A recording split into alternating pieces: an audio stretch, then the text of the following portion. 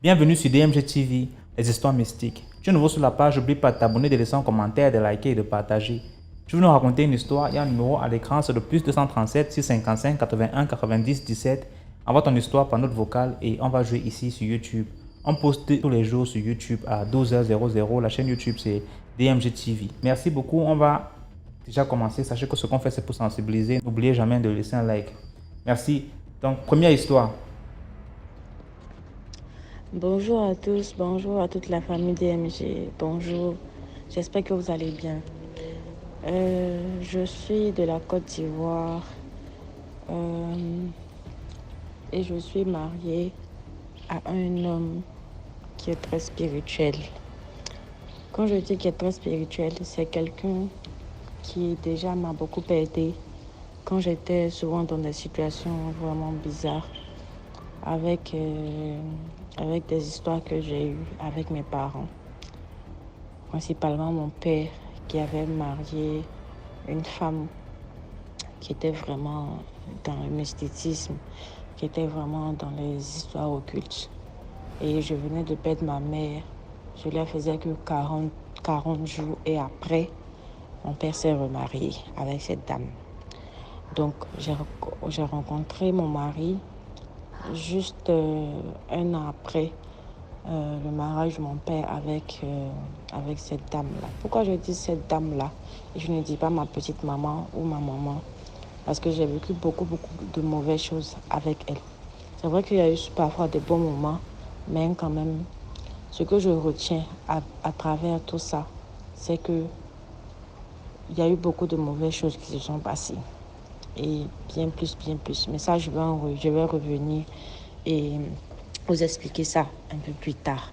Déjà, l'histoire que je voulais expliquer aujourd'hui, c'est une histoire parmi tant d'autres que j'ai à raconter qui se passe avec mon mari, comme je vous l'ai dit. C'est quelqu'un qui a, si vous voulez, qui a un don de vision. Et il voit beaucoup de choses sur tout un chacun. On peut être là assis et puis quand il va voir quelqu'un, il va dire « Ah, voici ce qu'ils ont fait sur cette personne-là. Voici, voilà. » Donc, j'étais au boulot, je pense avant-hier. Et quand je suis rentrée à la maison, lui aussi, il était là. Donc, on était en train de manger et tout. Et je lui racontais, parce que j'écoute beaucoup aussi vos histoires et tout. Vraiment, ça m'édifie beaucoup. Ça me réconforte dans le fait que j'ai toujours soupçonné des choses mystiques. J'ai toujours pensé, vu certaines choses qui ne sont pas bien, que j'ai toujours pensé au côté mystique. Parce que je me suis toujours dit qu'on est en Afrique. Et l'Afrique a beaucoup de mystères. Donc, c'est un peu ça. Donc, du coup, et en train de manger, donc je lui expliquais un peu les histoires que j'ai écoutées parce que je vous écoute aussi chaque fois quand je suis au bureau. Donc j'étais en train de lui expliquer et puis il m'a dit qu'aujourd'hui, il allait raccompagner notre fils à l'école et au retour, il est tombé sur un monsieur qui lui a demandé son chemin. Parce que, comme j'ai dit, je suis de la Côte d'Ivoire, plus précisément à Abidjan. Et si vous voulez, je vais prendre un itinéraire. C'est comme par exemple qu'il était d'un point A à un point B. Il était au point A et il a croisé le monsieur qui est quitté très loin, qui est venu le retrouver au point A. Donc, le monsieur lui a demandé, monsieur, excusez-moi, est-ce que je suis très loin du point B? Il dit non, que vous n'êtes pas très loin du point B et que vous êtes presque arrivé. Vous êtes peut-être à 10-15 minutes de marche. Le monsieur lui a dit, ok, merci beaucoup. Et puis le monsieur marchait. Mon mari m'a dit qu'il ressentait des choses concernant ce monsieur-là. Que quand il s'est retourné derrière, qu'il a vu le monsieur, il a vu que la propre sœur, même père, même mère du monsieur, avait fait des choses mystiques contre son propre petit frère. La raison pourquoi elle a fait ça, parce que son petit frère n'a pas voulu être du même bord spirituel qu'elle. Les gars sont musulmans en fait. Donc elle adore des esprits, elle a des djinns. Donc ces djinns-là ont tout fait pour elle adopter. Mais elle aussi, elle voulait dompter en fait son frère là. Et son frère n'a pas accepté. Son frère s'est plus ancré dans la religion Il prie, prie, prie, prie, mais il n'a pas envie de se rattacher à ces forces occultes-là, comme sa sœur. Donc du coup, sa sœur a comploté des choses vraiment graves, vraiment, vraiment bizarres, qui font que si je prends l'exemple de si par exemple, si son frère doit avoir par exemple la richesse dans un mois, à peut-être, vu que un mois c'est 30 jours, au 28e jour ou au 27e jour, son frère doit devenir fou. Parce qu'on ne peut pas le tuer, on ne peut pas retarder aussi sa richesse. Malgré tout ce qu'elle a fait, là, elle a vu qu'on ne peut pas retarder on ne peut pas retarder sa richesse ni le tuer. Donc c'est le fait de le rendre fou. Et dans le temps, il apprenait aussi le Coran avec un monsieur, un maître coranique. Et comme il a grandi, tout et tout, donc il a dit qu'il allait essayer de se former, lui, donc il a laissé son maître coranique là. Et son maître coranique là aussi lui a fait des choses qui sont vraiment pas bien. Ses amis aussi aux alentours lui ont fait des choses qui ne sont vraiment pas bien. Parce que c'est quelqu'un qui a son étoile, que tout le monde voit son étoile. Il est toujours bien souriant, tout et tout, tout et tout. Je vous explique ça parce que c'est ce que mon mari a vu. Et c'est ce que mon mari a vu, en fait, qu'il est en train de m'expliquer. Et quand je mangeais, j'ai eu tellement la chair de poule que j'ai arrêté de manger. Parce que j'étais habituée souvent à ce qu'il me raconte certaines choses, mais vivre ça de la manière dont il expliquait, lui-même, il était vraiment désolé. Et pour le gars, je lui ai même demandé, mais bébé, pourquoi tu ne l'as pas arrêté? Et puis lui expliquer ça, tout ça. Il dit non, que parce qu'en fait, lui, il est marié. Genre, mon mari est marié avec moi et on a 2 enfants, 2 petits garçons. Donc, il n'avait pas envie de se mêler de ce combat-là parce que les forces occultes avec lesquelles sa sœur travaille sont vraiment dangereux.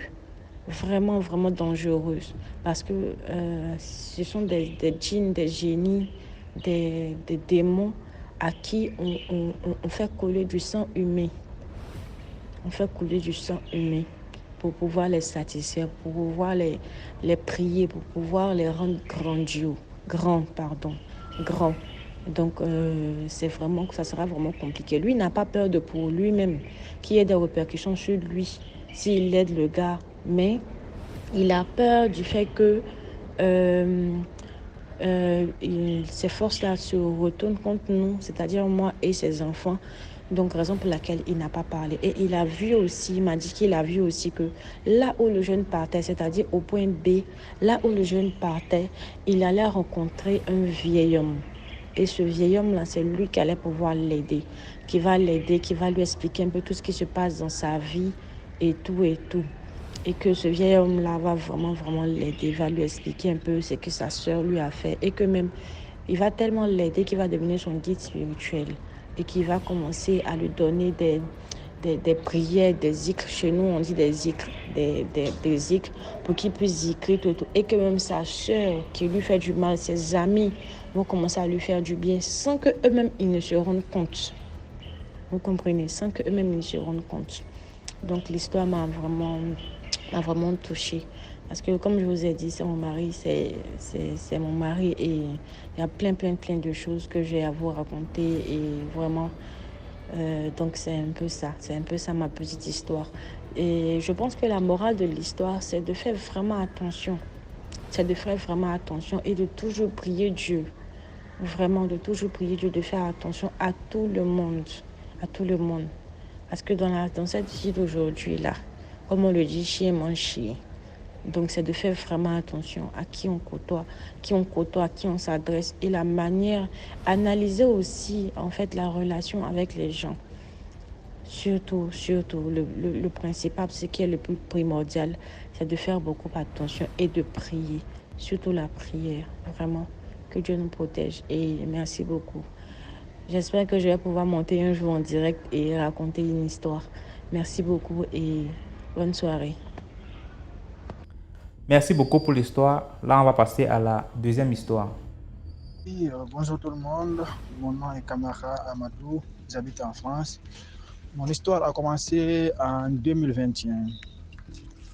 Mon histoire, ça concerne un démon qui me possède, qui prétend être Dieu, qui prétend être Allah ou le Saint-Esprit. Tout a commencé quand j'ai travaillé à Intermarché Esplanade. J'ai travaillé pendant 6 mois à un moment de ma vie, je me suis rendu compte que je commençais à parler tout seul. Je parlais énormément tout seul. Je ne comprenais pas pourquoi.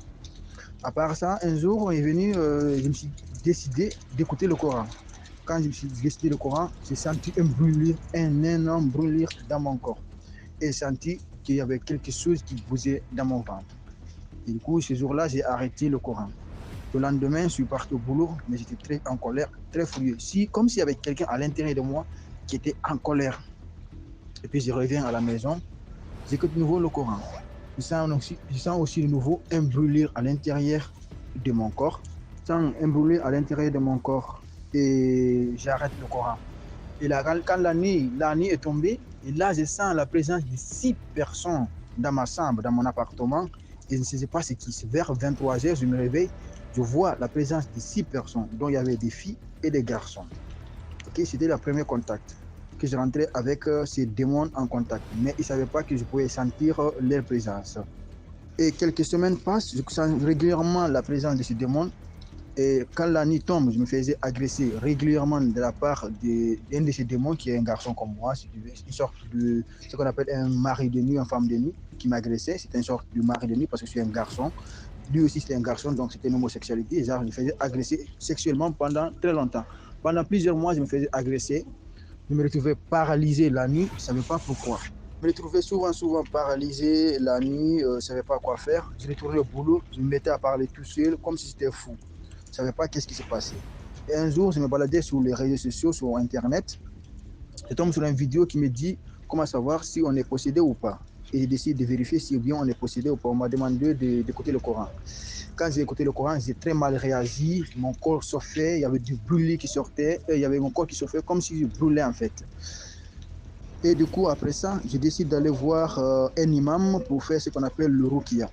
Quand nous avons fait le ruqya, l'imam finit par capturer ce qu'on appelle le démon, le djinn, ce qu'on appelle le djinn en islam.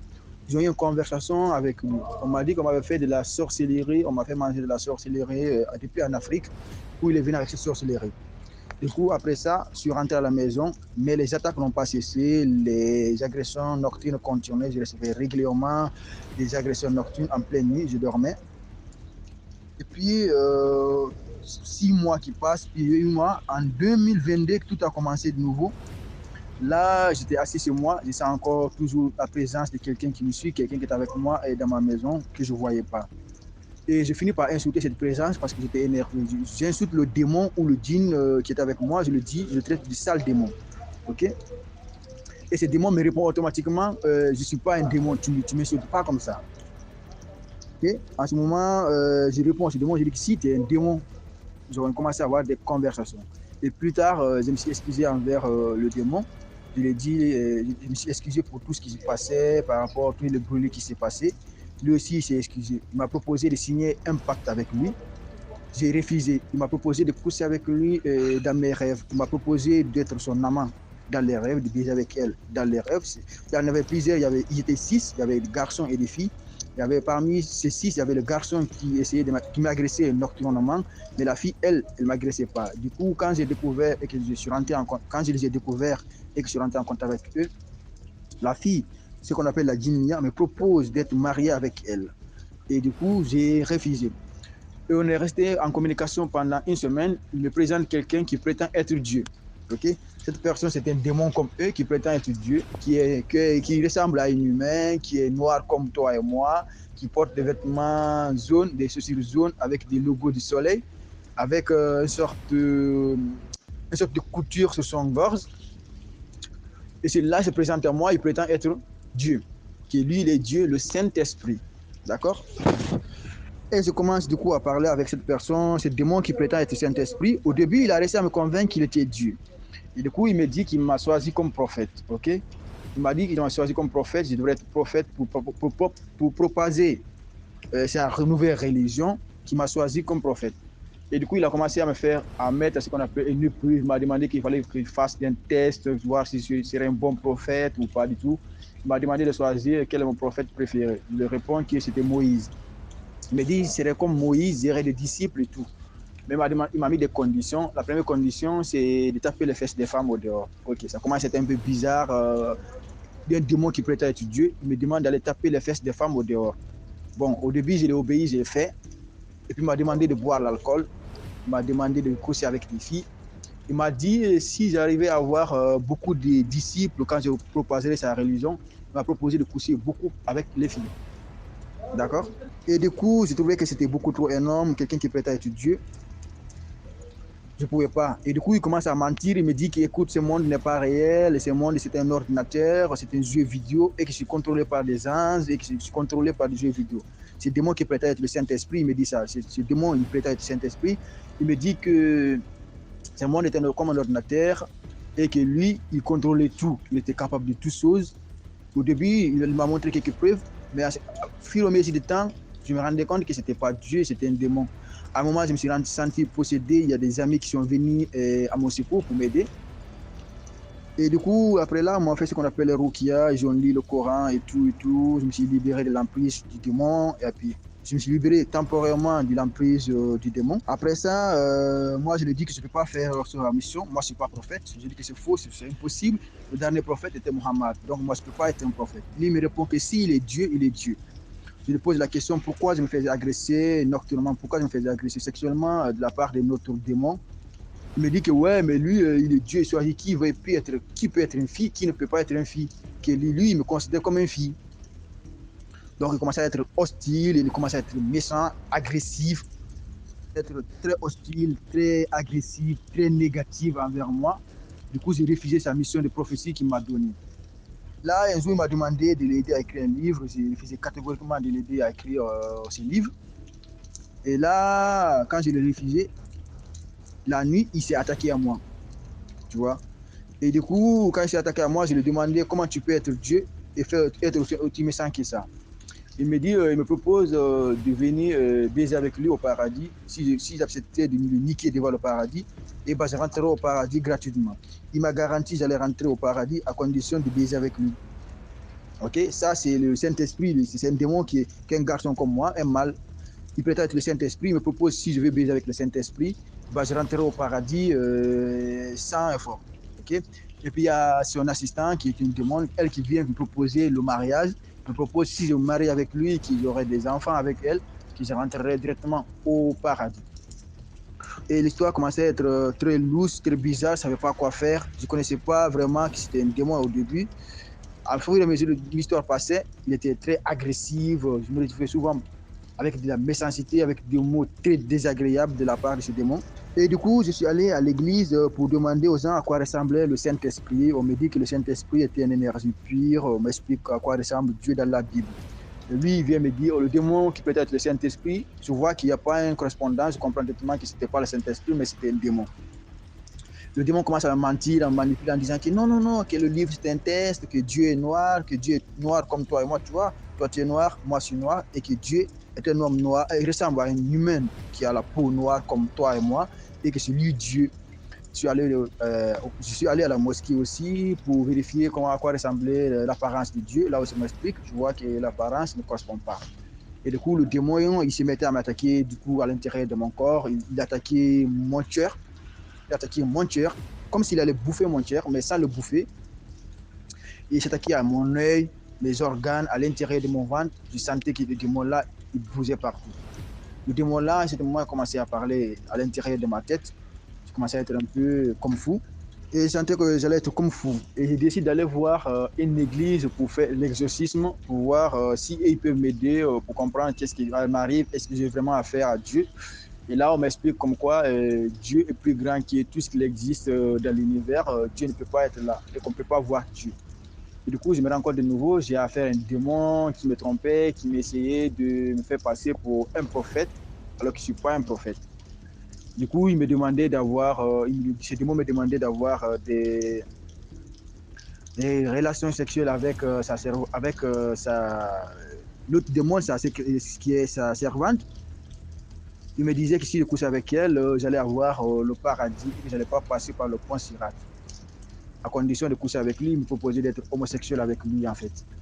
Mon histoire s'est aggravée, franchement, avec ce démon. Je me discutais fortement avec lui. Il était violent, agressif, ce démon. Et au final, j'ai contacté mes parents qui m'ont demandé de rentrer au pays pour pouvoir me soigner. Et là, je rentre au pays, là, je pars sur les guérisseurs qui vérifient tout pour moi. On me dit que ouais, mais ce n'est pas Dieu, mais c'est le démon. Et ce démon me tourmentait énormément, j'étais tourmenté jour et nuit. On avait des conversations tout le temps inutiles. Et chaque fois, il prétendait être Dieu. Ce démon prétend être Dieu. Et du coup, j'en ai parlé à beaucoup de gens qui m'ont dit que je devrais laisser mon témoignage par rapport à ce démon qui se fait passer pour Dieu, pour tromper des gens. Et que c'est important parce qu'il y a beaucoup de faux prophètes dans notre monde. Et du coup, je devrais laisser mon histoire. Quand je vis que beaucoup de gens rencontraient des histoires mystiques qui les arrivaient et tout, moi, je me suis dit que c'était important de t'expliquer ce qui m'est arrivé par rapport à ce démon qui se prenait pour Dieu, en fait, qui était vraiment très mauvais. Je n'aurais même pas raconté tout ça en un seul audio parce qu'il y a certains détails qui m'échappent. Bah, du coup, je voulais raconter cette histoire. Merci beaucoup pour l'histoire. Maintenant, on passe à la troisième histoire. Bonsoir DMG, bonsoir grande famille DMG. Il y a une histoire qui s'est passée ici. Cette histoire, quand on dit souvent, c'est ce qu'on appelle la magie noire. Quand on dit souvent qu'avant d'attaquer l'adversaire, il faut savoir quel est ton niveau. C'est vrai. L'histoire, c'est une histoire qui se passe ici au Cameroun. Et c'est le témoignage de la victime, donc ça a dit du perdant, lorsqu'il décède, qui confesse en fait qui il était et comment est-ce qu'il est mort. Parce que c'était la condition. Sans ça, il devait souffrir jusqu'à... Donc, attendez un peu. C'est l'histoire d'un monsieur, d'un jeune homme qui est entré dans les choses noires, les choses bien louches. Il entre dans une secte et la condition, c'était qu'il devait avoir une femme chez qui il devait puiser en fait l'énergie par la voie du sexe, comme c'est leur travail là. C'était ça en fait la condition. Et il devait le faire avec les femmes mystiquement, donc comme couche de nuit. La première fois, ça a marché. Il a eu affaire, tomber sur une femme. Comme eux aussi connaissent sur le plan énergétique quelle femme a plus d'aura, plus d'énergie et tout, il est tombé sur une femme qui avait une aura puissante, une énergie forte, une étoile forte. Le gars s'est dit, j'ai trouvé alors ma vache au lait. Donc, il est venu draguer la fille. C'était une nouvelle dans le quartier. Il était riche, il avait sa voiture. Elle était là tranquille dans sa petite vie. Il la drague physiquement. Ça ne donne pas. Donc du coup, ce qui se passe, c'est que il drague, ça ne donne pas. Il s'entête à venir dans la nuit. La première fois qu'il est venu dans la nuit pour pouvoir avoir les couches de nuit avec cette dame-là, il se réveille chez lui avec la joue gonflée. C'est-à-dire, on l'a claqué copieusement et bien là-bas. Il a dit qu'il ne se décourage pas. Il continue à faire ses rites dans sa secte et tout. Il a fait des sacrifices pour augmenter le pouvoir et tout ce qui va avec. La deuxième fois qu'il est venu, ce sont les 2 jours qui avaient gonflé. Son œil avait gonflé comme ça. On lui a demandé qu'est-ce qui ne va pas. Ça, c'est le témoignage des gens qui étaient proches de lui, ses amis et autres. Il a dit que non, il n'y a rien. Il a encore fait des rites. Il a fortifié encore sa magie là. Il est parti. 3e fois, c'est la paralysie pendant 2 jours. Et il s'est réveillé. 4e fois, c'est son business qui a commencé à chuter. Tout ce qu'il faisait ne donnait pas. Tout ce qu'il cherchait ne donnait pas. Il est allé voir leur grand maître là-bas. Leur grand maître lui a dit de tout faire, qu'ils vont le renforcer avec les pouvoirs pour qu'il puisse, parce que c'est une femme maintenant, ils veulent tuer la fille pour pouvoir récupérer son énergie et tout. Comme il avait la bénédiction de leur grand maître là, avec leur sacrifice, il était sûr qu'il devait atteindre la fille. Sauf que la fois où il est venu pour finir avec la fille, Il a fait 2 jours dans le coma. Quand il se réveille, on lui demande qu'est-ce qui s'est passé et tout, parce qu'on est venu le retrouver et tout ça, on le retrouve toujours chez lui couché. Donc ce n'est pas l'accident, c'est rien, on le retrouve toujours couché. On a dit qu'il n'y a pas de problème, il ne voulait pas dire ce qui s'est passé. La dernière fois, la fois où ça a cuit, il a fait appel aux autres gars de sa secte. Ce qui se passe, c'est que, ou qu'est-ce qui s'est passé là-bas, en tout cas, moi, je n'étais pas là pour voir. Mais c'est le retour seulement que moi j'ai vu. Le monsieur était, c'est comme si on l'avait déchiqueté, quoi. Donc les blessures partout, et il se pourrait que les blessures n'étaient pas juste physiques, les blessures étaient aussi spirituelles.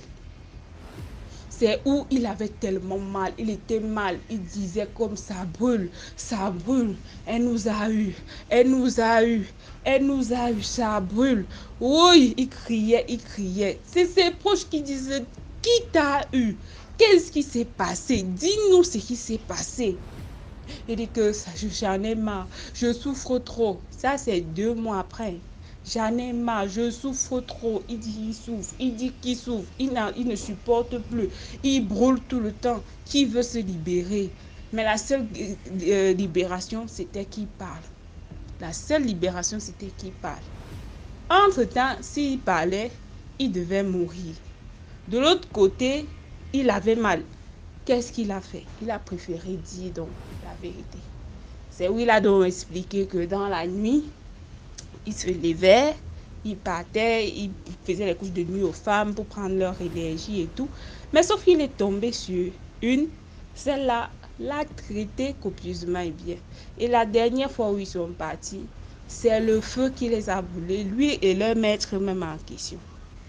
C'est comme ça qu'il a donc expliqué le processus dans leur secte, comment est-ce que ça se passait. Donc leur secte, leur cible, c'était les femmes. Donc, ils couchent avec toi dans la vie réelle, ils puisent ton énergie. Ils couchent avec toi mystiquement, ils puisent ton énergie. Donc c'est comme ça que les gars faisaient pour pouvoir avoir les pouvoirs. Sauf que de l'autre côté, ils sont tombés sur une autre femme qui était initiée. Pas initiation petit là, non. Elle, c'était le maître du maître. Dès qu'il a confessé tout, il est mort. Non, avant de commencer la bagarre, pardon, faut mesurer vos armes. Si tu ne sais pas qui est ton adversaire, pardon, que ce soit physique, que ce soit spirituel, faut fuir les problèmes. En bon entendeur, salut. Bonne journée.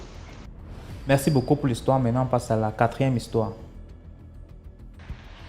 Bonsoir DMG. Une fan depuis le Gabon. Partagez, likez, laissez les commentaires. Je vais vous raconter l'histoire d'une de mes copines. Alors, ma copine, là, on va l'appeler Justine. Justine, c'est une jeune dame qui vit ici au Gabon, qui est au Gabon ici, puisqu'elle vit encore. Justine, elle a pour totem dans leur famille la panthère. Les Gabonais vont se retrouver et ils savent, les Gabonais savent de quelle province je veux parler, qui ont pour totem la panthère. Alors Justine et moi, on était très proches, on est amis, puisqu'elle vit en Europe, mais non. On est amis, tranquilles. On a commencé notre amitié, je pense, en classe de CM2. On a un peu monté ensemble et tout ça, toujours ensemble. On est allé dans le même collège, on est quitté du même collège, on est allé dans le même lycée. Coïncidence, on était toujours ensemble. Comme moi aussi, je suis issue de la même province, donc on avait tissé des liens.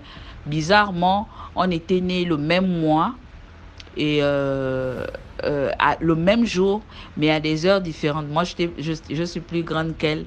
Moi, je suis née à 16h, elle est née à 17h. Donc, c'était un peu là. Donc, c'est comme ça qu'on était toujours ensemble. Elle avait pour totem la panthère. Elle avait développé ce côté-là, en fait.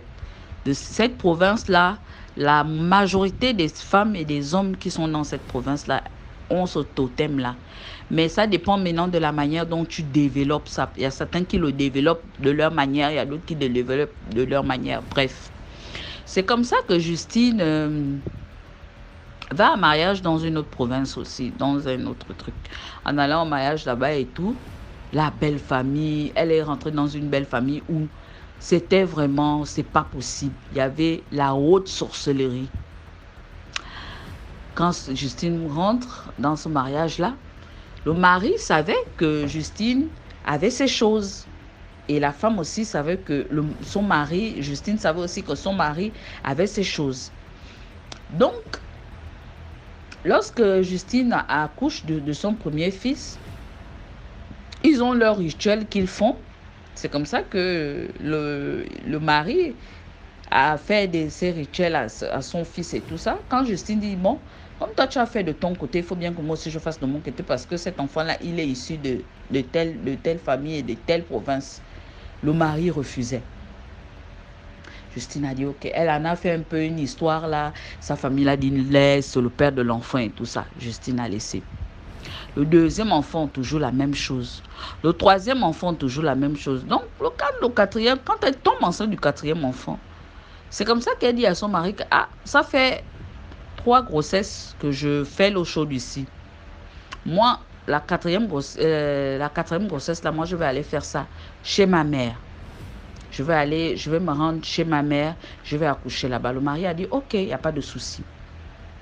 Le temps que Justine aille chez elle, ils sont restés à charger ses enfants, donc à montrer les enfants la route du vampire. Il les faisait maintenant voyager. Le père aussi était toujours machin. Donc, Justine accouche chez ses parents. Lorsque Justine accouche, Justine a dit à ses grands-parents que, ah, profitez à faire l'enfant le rituel, machin, les rituels là, parce que quand je vais remonter, c'est pas sûr que mon mari va accepter, parce que les 3 premiers là, on ne leur a pas fait ça. C'est comme ça que les parents ont profité à faire ça à l'enfant. Ils ont fini de faire. Justine prend l'enfant 3 mois après. Son mari vient lui chercher et l'amène à la maison. Ils sont là tranquilles. Les choses partaient. Bizarrement, les 3 premiers enfants, quelques années plus tard, plutôt, les 3 premiers enfants, les études, c'était pas vraiment ça. C'était toujours, ça tâtonnait. Mais le petit quatrième était très, très, très intelligent. Très intelligent. Au point où il s'est retrouvé à comment on appelle ça? En première, il avait 18 ans. Non, il n'avait pas 18 ans. Il avait,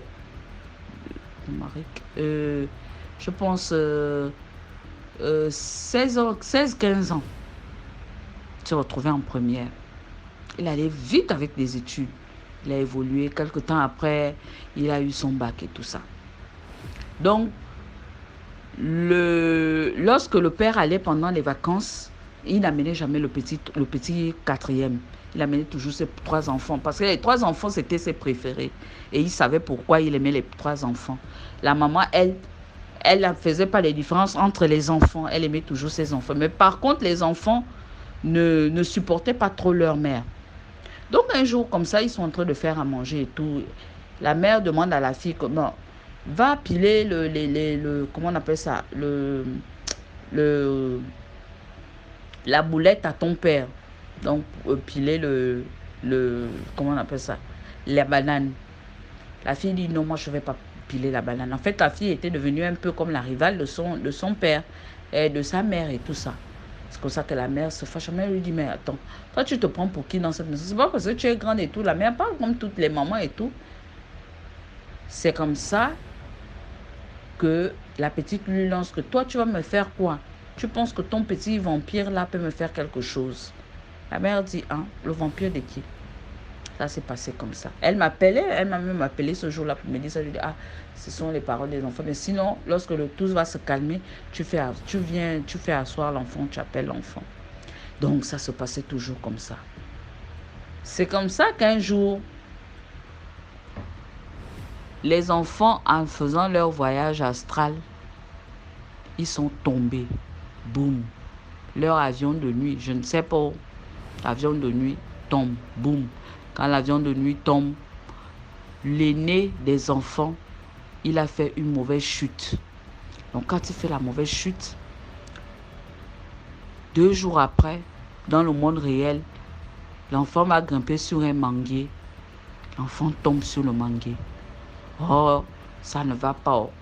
Tatati, tatata, ils ont amené l'enfant à l'hôpital et tout ça. Nanana, on leur dit là-bas que là, il faut seulement faire des prières parce qu'on ne sait pas. Prière, oh oui. Ah, Seigneur, l'enfant est à l'hôpital. Ça essaie d'aller à gauche, à droite et tout. 2 jours après, le papa fait son voyage. Là-bas, on va lui dire que non. L'enfant là ne peut pas mourir parce que c'est lui notre pilote. C'est lui qui tient l'avion la nuit. Donc s'il meurt là, on n'aura pas vite notre pilote. Donc qu'est-ce que tu vas faire? Tu vas changer le vampire. De ton 4e là, tu vas donner ça au premier. Et tu prends le vieux vampire de ton premier, tu donnes ça au 4e. Le père dit, ok, il n'y a pas de problème. Comme c'est mon enfant préféré, je vais faire ça. Ne sachant pas d'où l'enfant là est aussi. Ne sachant pas que l'enfant, on avait déjà fait un rituel sur lui. Quand le père arrive là-bas, ça fait toc, toc, toc, toc, toc. La mère avait le même truc que son 4e enfant. Donc, elle a ressenti, lorsque le père a d'abord voulu tenter une fois, elle a ressenti. Elle a dit à son mari, arrête ce que tu veux me faire sur l'enfant. Je ne veux pas, laisse-moi mon enfant. C'était maintenant une source de conflit dans leur couple. Parce que quand le père voulait changer, la mère lui défendait toujours son enfant. Donc c'est comme ça qu'un jour, la mère, en allant au boulot, a laissé son fils à la maison, qui revenait de cours. Cette année-là, il était en terminale, il est revenu de cours, il a posé le sac, il est passé à la cuisine, il a trouvé la viande. L'enfant dit, c'est sûr que c'est maman qui a préparé, puisque la mamie était là et tout, la seule personne qui prépare à la maison, c'est maman. Donc, le père et les 2 autres enfants étaient en complicité. L'enfant est venu, il s'est servi, il a mangé et tout ça. Comme les enfants mangent, il a mangé, il a mangé, il a terminé de manger. Il est allé se coucher dans la chambre. Il a enlevé la tenue. Il était couché dans la chambre. L'enfant a dormi de 13h jusqu'à 13h de l'autre jour. Donc, il n'est même pas allé au cours le lendemain. La mère dit, ça c'est quel sommeil? Ça, c'est quel sommeil, ça? Quand elle va réveiller l'enfant comme ça, l'enfant est dans le sang qui sort du nez, qui sort de la bouche, qui sort du bas. La mère dit, ça, c'est quelle histoire, ça? Donc, au même moment, la mère tape la poitrine. Elle tape sa poitrine, boum, pour sortir dans... Il paraît que c'est comme ça qu'ils sortent. Elle tape sa poitrine. Elle voit que non, le père a changé de vampire. La mère dit, quoi? L'enfant de qui? Donc c'était devenu une guerre entre le mari et la femme. La femme dans leur vampire là-bas, elle traverse, elle va trouver le mari là où le mari se trouve, avec le truc de l'enfant. Le père était en train déjà de faire l'échange. La mère a dit, tu vas changer le truc de qui? Ils ont commencé à discuter le truc là-bas. Les voisins d'à côté disent que le bruit qu'il y avait dans la maison, un bruit pas possible, une bagarre comme c'est pas permis. Le mari et la femme. Tout. Ça c'est quel bruit? Les voisins viennent cogner, Pendant ce temps, le fils était couché. Le 3e fils était couché dans une mare de sang. L'autre là-bas était couché à l'hôpital. Donc le père et la mère se bagarraient dans une autre sphère. C'est comme ça que la mère lui dit, ok. Donc tu veux me défier. Je vais te montrer que je reviens de telle province. Elle a tapé le truc. Voum, panthère. Elle a bondi sur le mari. Déchiqueté le mari. Donc, pendant que les gens le voyaient, dans le taxi, en fait, je ne sais même pas comment vous dire ça, le chauffeur, les autres passagers dans le taxi voyaient le monsieur. Mais le monsieur est en train de faire des trucs bizarres dans le taxi. Quand le monsieur sort du taxi, pour dire qu'il traverse la route, on ne sait pas, il a fui, on ne sait pas ce qui le poursuivait. Quand il sort du taxi, il veut traverser la route. Un groumier qui revient, c'était la zone du 8. Un groumier qui revient de je ne sais où, chargé avec ses billes de Koumé, est passé sur le monsieur. Vroup. Pâté. La femme est revenue en elle depuis la maison. Elle est revenue, elle a replacé son truc à l'enfant. Bon, à peine l'enfant va essayer de se lever. C'est après maintenant qu'elle appelle, après avoir fait tout ça, hein, qu'elle appelle maintenant. Elle va dire, oh non, j'ai trouvé l'enfant. Il est en train de vomir le sang. Amenez-moi à l'hôpital. Ils ont amené à l'hôpital et tout. Ils ont dit, en allant à l'hôpital, ils ont vérifié l'enfant. Ils ont dit, mais l'enfant n'a rien. C'est ce qu'il a dit, manger quelque chose qui n'était pas bien et tout ça, la machin. Au même moment, on appelle la femme pour dire que, oh, il y a ton mari qui a fait un accident grave ici. Mais on ne pouvait pas l'expliquer que le mari était devenu le pâté pour chien. Mais la femme savait que c'était elle qui avait déchiqueté de son mari comme ça, dans les hautes sphères là où ils étaient. À peine elle raccroche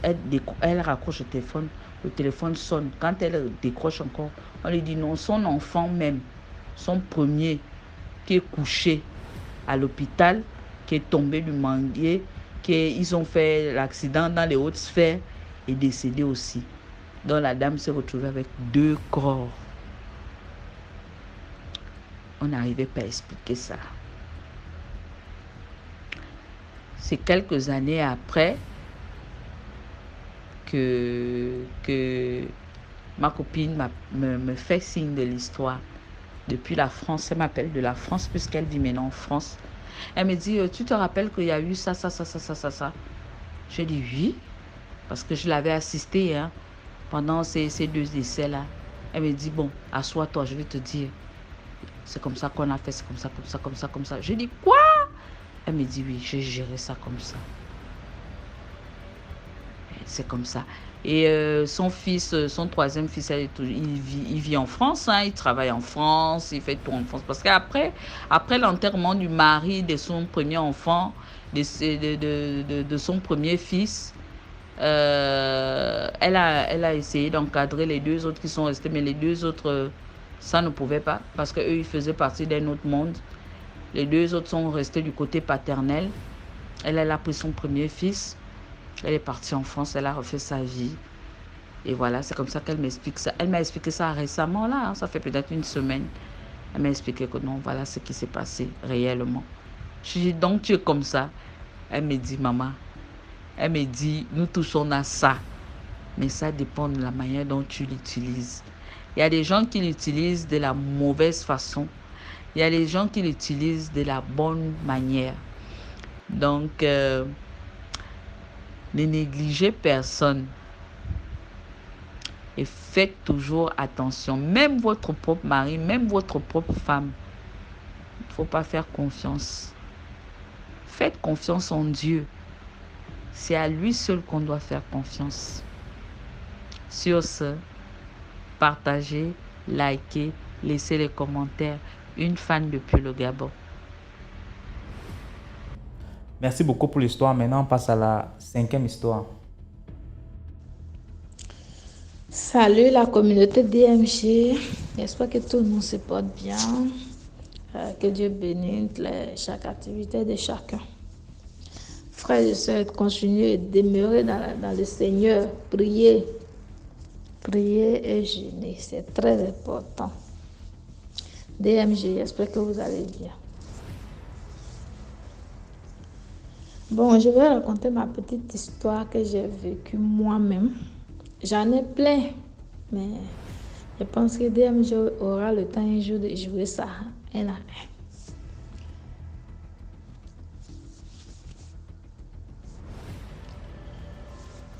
Un jour,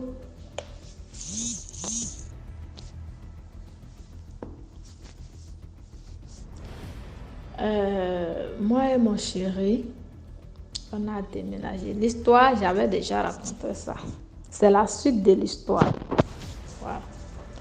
De mon histoire que j'avais déjà racontée tout à l'heure. Quand on déménage de la maison, avant de déménager, parce que le monsieur nous avait donné le délai de 2 semaines.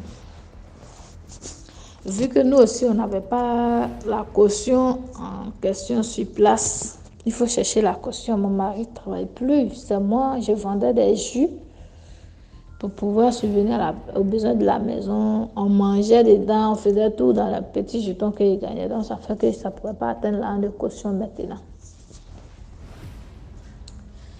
Et un jour, je me baladais avec mes jus comme ça.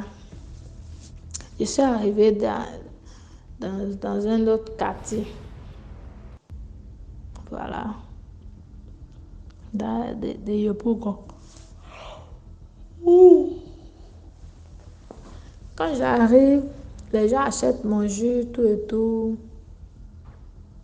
J'arrive devant une porte d'une maison, grande maison d'une dame, que je vais taire le nom. Elle risque de me repérer de suite. Et cette dernière m'a vue. Bizarrement, elle m'a appelée. Que devenu? Elle a envoyé sa nièce. Elle a ses petits-enfants à la maison. Elle a 2 petits-enfants à la maison, 2 filles. Les enfants de ses filles. Et ces filles, elles ont perdu les mamans, elles sont orphelines des mères. C'est elles qui s'occupent d'eux.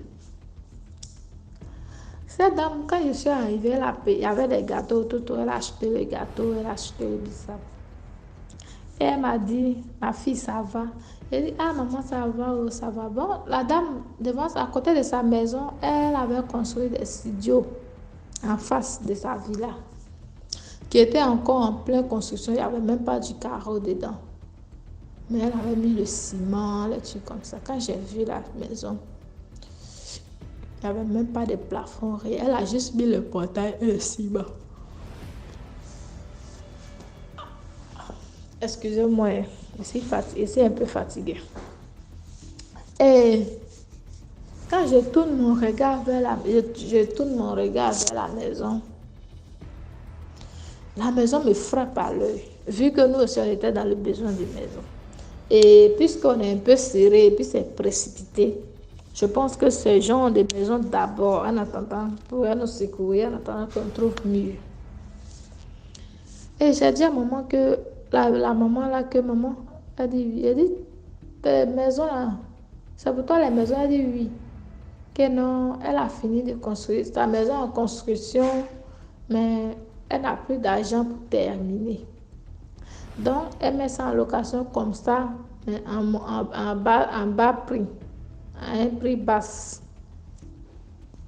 Et ça, moi, il lui a dit comme ça que nous-mêmes, on cherche aussi une maison, mais comme ta maison n'est pas terminée, je ne peux pas venir payer une maison qui n'est pas encore terminée. Et d'ailleurs, tu fais ça à combien?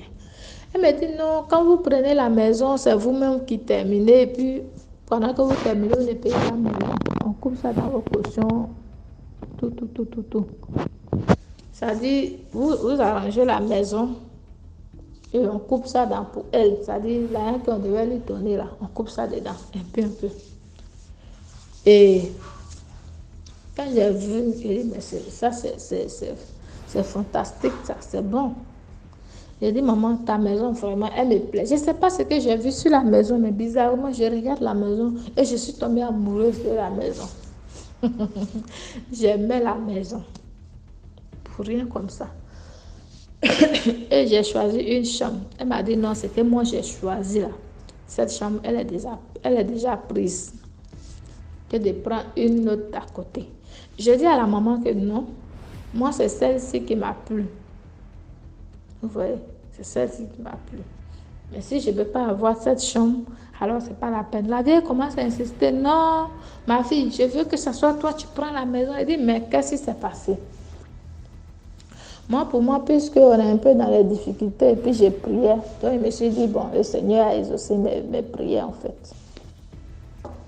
La dame me dit, paye juste la caution. Je dis à la dame qu'actuellement, on nous a libérés de l'autre côté. Mais la caution que tu demandes, la caution que tu demandes là, nous, on ne peut pas avoir ça maintenant. Le peu qui est sur moi, en tout cas, ça n'arrive pas. Elle me dit c'est combien. Je dis, maman, il faut laisser. Maman, il faut laisser que ta maison, je ne vais pas prendre ta maison en crédit ou bien je ne vais pas te créer des petits soucis. Qu'il faut laisser. La vieille a commencé à insister. Non, ma fille, tu es quoi? Je dis, ah maman, je viens de l'Ouest, tel Intini. Quand je dis mon Intini, elle dit, j'aime ces gens de filles. Mais tu es le genre de filles. Ça dit, ces femmes-là, elles sont bizarres, elles ne sont pas bien. Mais toi, je sens en toi que tu es très différente. Tu es différente de ces Intinis-là. Tu n'as pas le caractère comme eux.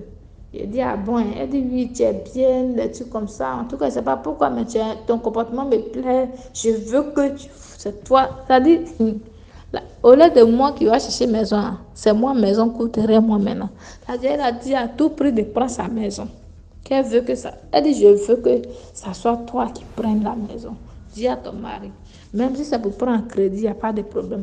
Si vous n'avez pas caution, vous pouvez me donner juste, elle a dit, une petite somme. On n'a qu'à lui donner, puis on va finir dans la maison.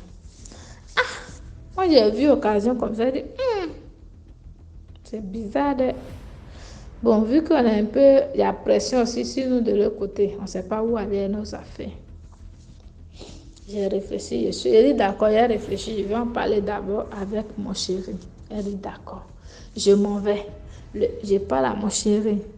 Mon chéri dit la moitié de l'argent qu'elle a demandé, c'est trop élevé. Elle n'a qu'à descendre. Lui aussi, il aime la charité. Hey. Je passais un autre jour, j'ai voulu dévier la porte de la vieille. Elle dit de loin, la vieille m'a repéré. Elle a envoyé sa fille derrière moi. Il faut voir la petite a couru comme ça. Tanti, ma grand-mère dit de venir. J'ai dit, ta grand-mère, elle me veut quoi à la fin? Elle dit, je ne sais pas. Elle dit de venir, on dirait je viens là, elle dit, ma fille, c'est comment? À faire des maisons. Je n'arrive pas à dormir. Je veux que c'est toi qui prends la maison. Je ne sais pas pourquoi, je t'aime tellement. Elle dit, la vieille, elle a quel problème? Ok, la vieille a compris. Elle dit, DMG, j'ai commencé à avoir honte. Dans le quartier où la majorité de mes clients sont là-bas. Quand je vais là-bas, la même marchandise marche bien. Quand je vais, je fais l'effort de dévier la vieille, mais la vieille a fait tout me repérer, toujours. Au moins 2 à 3 reprises. Je dis, bon, ok, comme tu insistes, maman, la somme que tu as dit là, mon mari n'a pas ça. Même tu as dit la moitié, il n'a pas ça. Elle dit, ok, donnez-moi juste une somme de 60 000 francs. DMG, maison. La maison coûtait 30 000 francs. On va lui donner la somme de 60 000 francs ou bien 50 000 francs. On va prendre la maison. C'était insidieux et précis. Hey, j'ai dit ça là. Mon mari n'a pas 50 000 francs là. Il a juste les 30 000 francs du loyer. Ça on va faire comment? Ok, j'ai compris, maman. Je m'en vais encore, je reviens. Elle avait dit, bon, donnez-moi 40 000 ou bien 30 000. La vieille, elle descend seulement. Il dit, mais de 200 000, on est arrivé à 30 000. Ça, elle dit à mon mari. Son ami l'a convaincu. Il dit, c'est que la vieille, elle est dans le besoin d'argent. Elle est serrée pour l'argent. Nous, on n'a pas vu le côté spirituel. On dit ça qu'elle est dans le besoin d'argent. DMG. On déménage. On donne la somme qu'elle avait demandé, 50 000. Mon mari compte une somme de 60 000 francs qui fait 2 mois de loyer. Il lui donne. Nous, on déménage le lendemain. Encore, on déménage, on ne prie pas. Ça dit, nous, maman, on n'est plus dans la prière. Très faible. On ne prie pas. On rentre encore dans la maison. Et cette fois, ce n'est plus moi qui fais les cauchemars, c'est mon mari qui fait les cauchemars. Et d'abord, on a eu un petit truc à l'école, on s'est débrouillés tous les deux là-bas ensemble. Et un jour, j'ai lavé mes dessous, mes slips, excusez-moi. J'ai lavé mes slips et j'ai fait une corde bien tendu dans la douche. Et j'ai mis mes slips là-dessus. Le matin, quand je me réveille DMG, ça veut dire que le devant de mon dessous, là, le devant où le moi-même s'assoit, là, prenez ça comme ça, mon cher. Cette partie là est bouffée en rond. Ça dit, la souris là, elle ne bouffe pas ailleurs. C'est juste où mon manchin s'assoit là. C'est là seulement que la souris mange. Ça bouffe juste, ça fait un trou rond. Ça a fait ça sur mon premier slip. J'ai enlevé pour dire ça doit être une souris. Mais moi, dans ma maison, il n'y a pas de souris. Parce que s'il y a souris là, je le tue. Tant que je ne le tue pas, il ne dort pas. Il n'y a pas de souris. Je n'ai jamais aperçu souris. J'ai dit à mon mari que mais ça ne m'est jamais arrivé. Pourquoi? Parce que c'est souris ou bien cafard. Il va bouffer un peu de partout. Et le caleçon, c'est pas pour dire c'est sale. Je l'avais avec du savon. Bien propre. Pourquoi le milieu où mon maman s'assoit là, c'est toujours coupé? Mais je vous jure, je dis ce caleçon, je ne jette pas. Je vais porter. Ou la chose qui fait ça là, ça va lui faire retour. Moi, je vais porter. Je ne jette pas. Et DM, je vous assure, je ne sais pas quel esprit qui va animer, mais je porte le caleçon.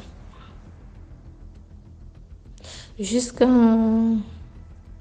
Arrivé à un moment, la vieille a commencé à s'énerver tout de suite de la cour. Non, au départ, on est venu, elle dit on n'a qu'à tirer l'eau. On achète les gens, on va tirer l'eau. Elle dit non, qu'on n'a qu'à venir puiser l'eau devant sa porte. Je dis ok. Elle aime quand mon mari va chercher l'eau. Je dis à mon mari, tu restes là, c'est moi qui vais aller chercher l'eau. Quand mon mari puise l'eau, elle dit rien. Mais quand moi je vais puiser l'eau devant la porte de la vieille, tous les jours, la vieille a fait des querelles. Oui, ta femme m'a crié dessus, ta femme m'a insulté, ta femme ne me respecte pas, ta femme me manque de respect. Il dit, mais lui-même il est là. Hein. Et puis il dit, mais à quel moment ma femme t'a manqué? Ma femme ne parle pas. À quel moment t'as manqué de respect? Moi, je ne me rappelle pas. Elle dit, oui, quand elle vient puiser l'eau, regarde, elle remplit le seau jusqu'à... Elle dit, mais où est le seau qui est rempli jusqu'à... La vieille, elle a quoi sur moi? Hier, tu me disais que tu m'aimais.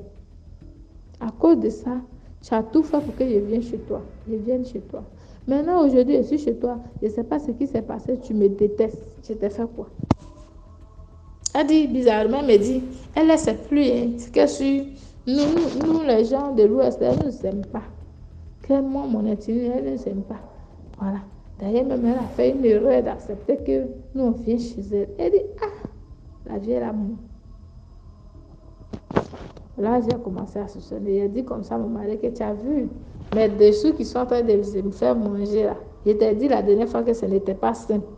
Mais si je jette là, j'ai donné nom au démon. Je vais porter, ça ne va pas aboutir. C'est ce qu'ils vont faire. Avec la foi, je portais. Et un jour, mon mari, la même vieille commence à dire encore qu'on n'a qu'à quitter sa maison. Elle veut que nous, on libère sa maison. Elle dit, ah, on va libérer comment? On ne peut pas libérer la maison. Au bout de 2 mois déjà, tu veux qu'on libère la maison? Ce n'est pas possible. Elle dit d'ailleurs, elle ne nous veut plus dans sa maison, que nous, on l'emmène. On la maltraite. On la maltraite, elle et puis ses enfants à la maison.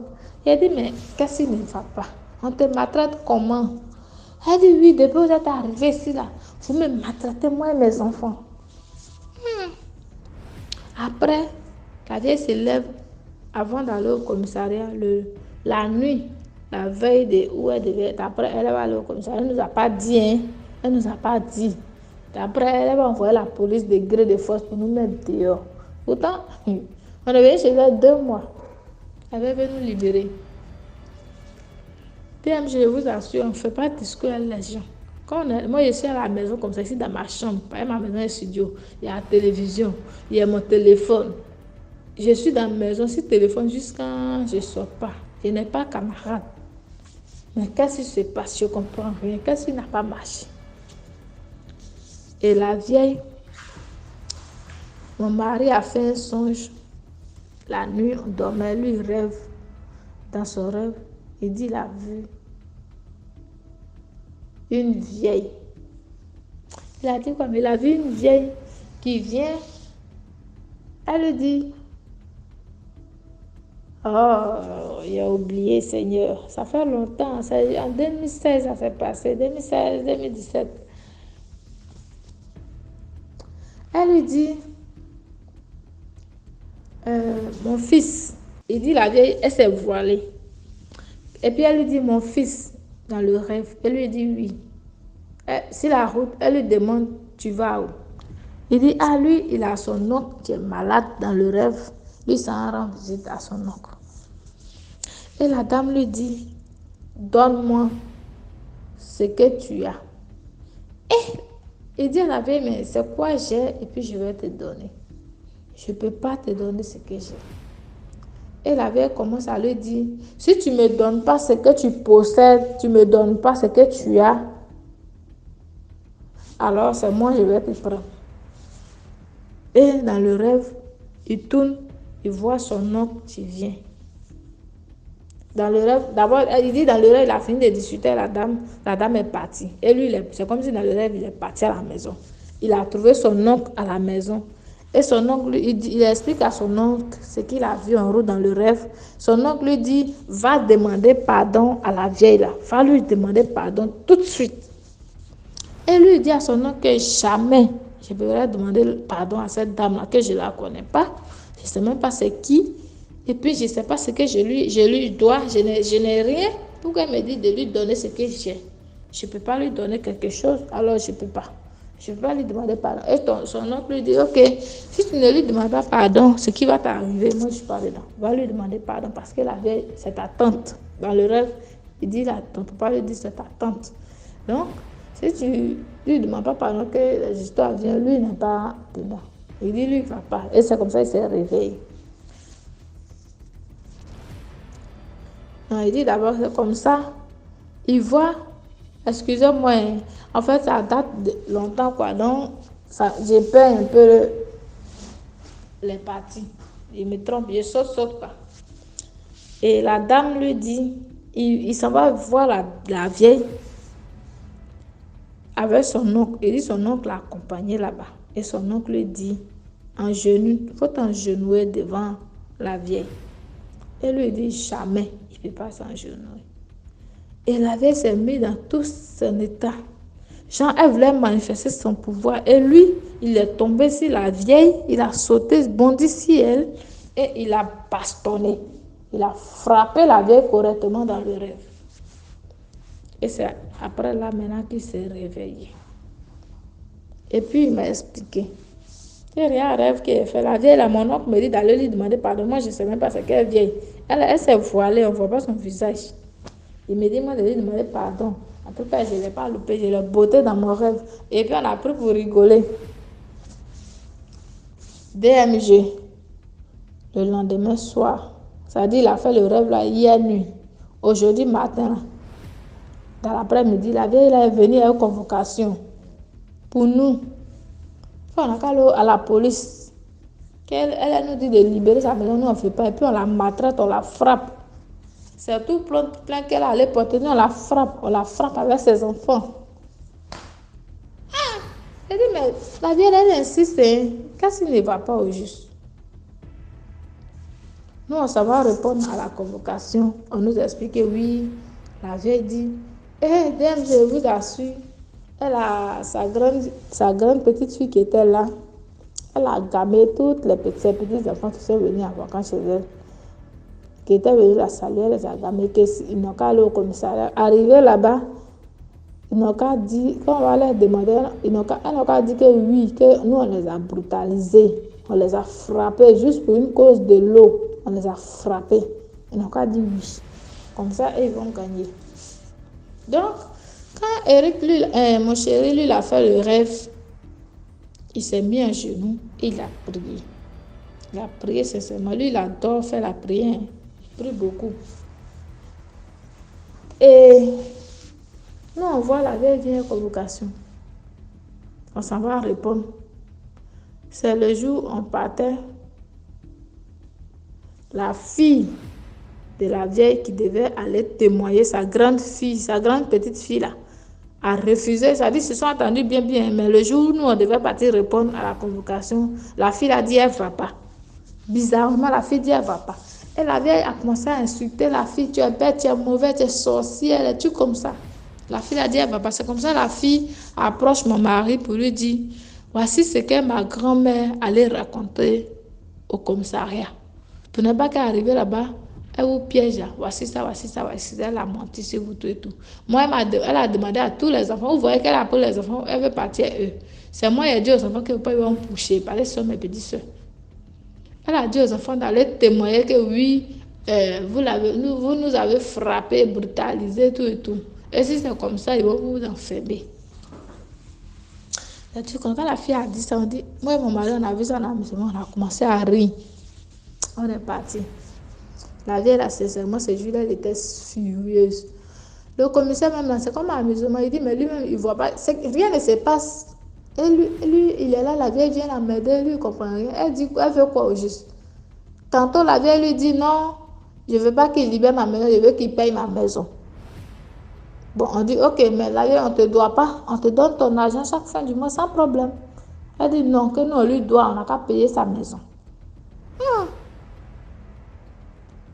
Et ça, le commissaire demande à la vieille, tu veux qu'il libère ta maison ou bien non? Tantôt, elle dit oui, ils n'ont qu'à libérer. Quand elle dit, tu es sûr? Il dit non. Elle dit encore non, ils n'ont qu'à me donner mon argent. Et puis, ils n'ont qu'à arrêter de puiser mon eau devant ma porte. Ils puisent trop mon eau. Ils n'ont qu'à arrêter. Je n'aime pas. Elle dit, DMG. Tiens, de toute façon, mon mari expliquait que brutalisé dans son rêve là. C'était ce qui s'est passé dans le rêve là. La vieille a appris par parler au commissariat. Mais elle ne peut pas signer que c'était dans le monde de la sorcellerie. Nous, on est là, on se pose des questions. Déjà, c'est dans le rêve. Moi, mon chéri l'a frappé. Il a bastonné une vieille qui lui, il ignore son nom. C'est après qu'il est venu, nous deux, on a réfléchi. Puis il m'a dit, Emma, est-ce que ce n'est pas le rêve que j'ai fait là? Parce que la vieille a dit, on l'a brutalisé. Ah! Nous, on compte sur quoi? On dit, on cherche. Donc, DMG, c'est comme ça, ça dit tout le long du temps qu'elle est passée chez la vieille, là, ça a été un calvaire. La vieille, là, quand les gens viennent me rendre visite, elle vient, elle me dit, qui est rentré dans ma maison? Propre maison que je paye, moi et mon mari. C'est pas pour dire c'est appartement ou bien truc, non. Voyez ta maison villa là-bas, moi je suis là-bas. Quand mes belles-sœurs la vient voir qui est là, qui est rentré dans sa maison. Ils sont quittés où? C'est qui et puis qui? Il dit, la vieille là dedans. Et c'est comme ça. Bon, un jour, on a pu avoir une maison. Et on a déménagé de la maison de la vieille. On a laissé la vieille.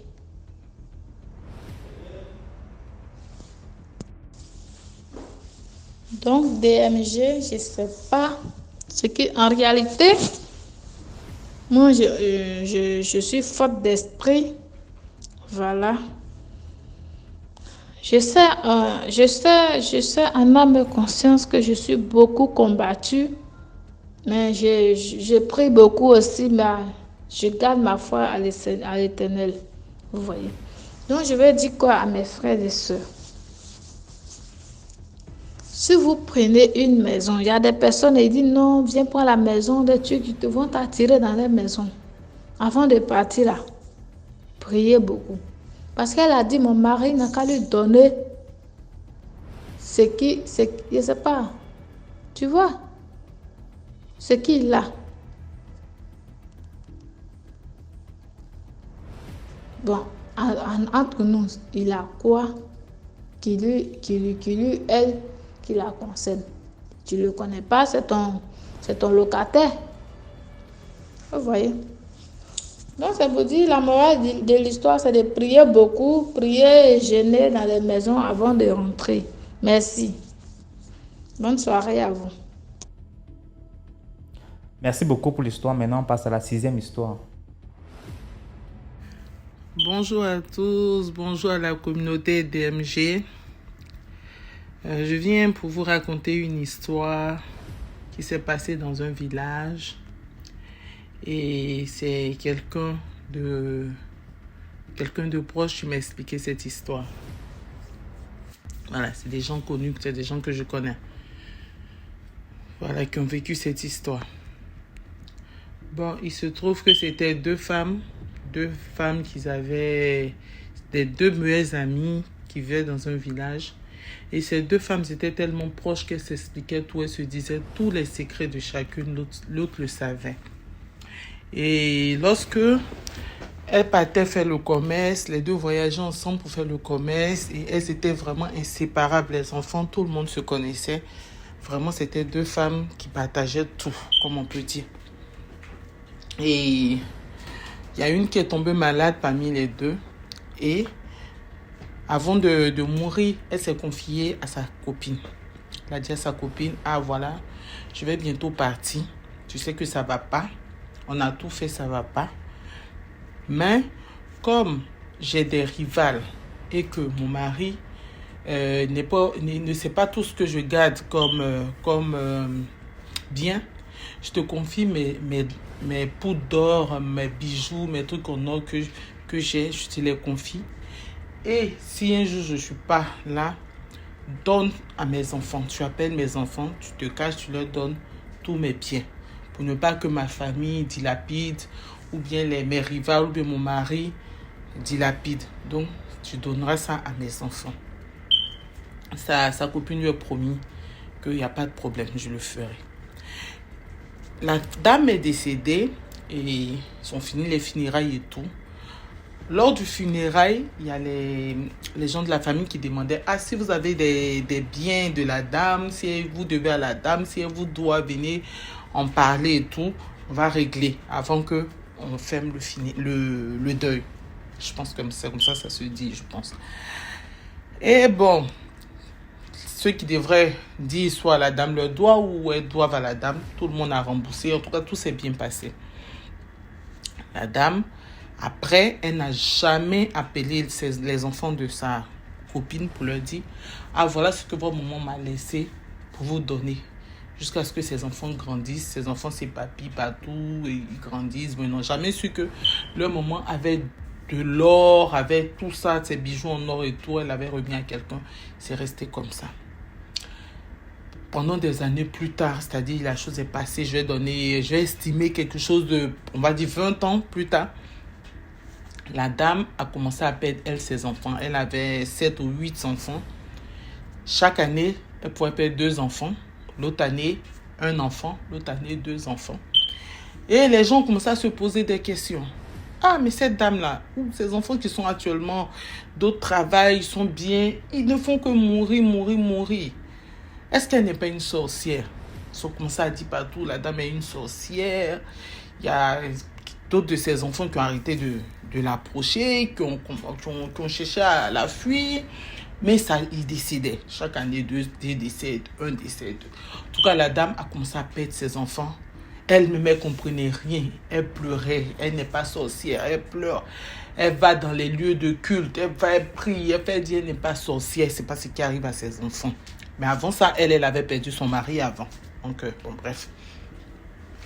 Elle disait qu'elle ne faisait pas du mal à ses enfants. Elle ne comprenait pas d'où ça venait. Donc, un jour, il y avait le chef de leur village qui a décidé. En ce moment, il lui restait, je pense, lui qui devait mourir. Le dernier qui devait mourir est mort. Il restait un seul enfant, un garçon. Et le chef du village a dit, non, mais trop, c'est trop. Tu ne peux pas être dans le village. Tous tes 8 enfants, au moins de combien d'années sont partis? Chaque année, on enterre au moins 2 de tes enfants. Ce n'est pas normal. La dame, les gens la traitaient en sorcière, vraiment. Elle se souvenait même plus de cette histoire. Mais pour elle, elle ne faisait pas du mal à ses enfants. Elle était abandonnée par ses enfants avant qu'ils meurent. Elle était devenue très malheureuse dans le village. Et son dernier enfant qui restait, il a coupé carrément les ponts avec elle. Voilà. Il se disait aussi qu'il attendait son année. Et le chef du village a appelé le grand féticheur qui est venu, qui a fait des incantations, qui a dit, ah, madame, c'est toi qui es en train de tuer tes enfants. La dame a commencé à se frotter le sol, les gens ont crié, oh, c'est elle est sorcière. Il dit, non, elle n'est pas sorcière, cette femme.